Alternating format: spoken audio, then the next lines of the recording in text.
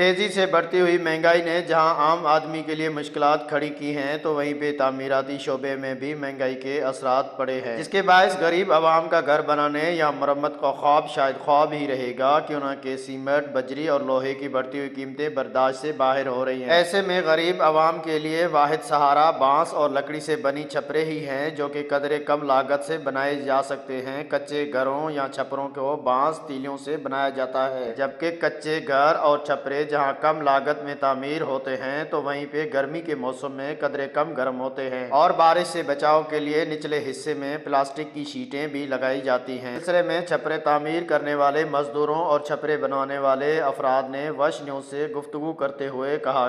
सांगड़ में वॾो कमु जेसीअ जा हाल सिंजोरो रोड ते जेसीअ जा हाल इहो सॼो मुंहिंजो ठहियलु आहे। उन खां पोइ ॿियूं लांडियूं तक़रीबन सुठियूं ठहियलूं आहिनि। हाजी शाह ते लांडी ठहियलु आहे, थाणा बूला खान उते चौरो ठहियलु आहे, थाणा अहमद खान उते चौरो ठहियलु आहे, दाबे जी में उते चौरो माना जेके भलियूं भलियूं शयूं उहे ठहियलियूं आहिनि। कोरिया वारी डोर हले थी, ॿियो रेशम वारो धागो आहे उहो हले थो, ॿी मच्छी वारो धागो आहे डोर, उहे शयूं जेके त इन लाइ मज़बूत आहिनि। मथे उन जे लाइ कपिड़ो बि लॻी सघे थो, डिज़ाइन ई आहे, ऐं जेके रेगज़िन वारी आहे उहा बि शौक़ सां लॻाईंदा आहिनि।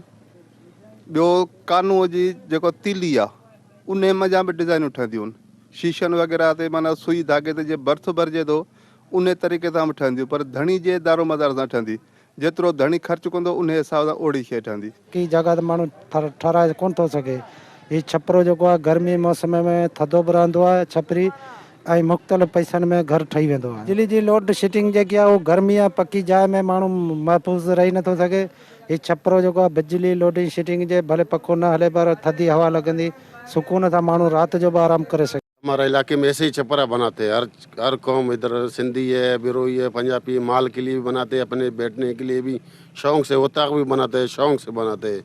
ये सस्ते है, हर चीज़ अच्छे है, ठंडा रहते हैं। गरीब आदमी ये सरिया ईंट ये हो गया सामान दूसरा, गरीब आदमी तो पहुंच नहीं सकते। सही है, गरीबों का यही छपरा है।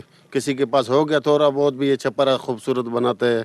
ये कारीगर बैठे हैं हमारा, ये कारीगर बनाते। ये थे सांगड़ के लोग जो बता रहे थे कि जहाँ पे सीमेंट लोया महंगी है, तो वहीं पे बांस और छपरे से, जो जिसे सरकंडा कहा जाता है, उस सरकंडे से जो छपरे और जो लांडी नुमा चीज़ें बनती हैं तो सस्ते दामों में बन जाती हैं। इससे हमें एक तो गर्मी महसूस नहीं होती है, क्योंकि अब बिजली की भी लोड शेडिंग ज़्यादा है, इसलिए हम छपरे बनाने को ज़्यादा तरजीह देते हैं। सागर दीन मोहम्मद बलोच, वश न्यूज़, सांगड़।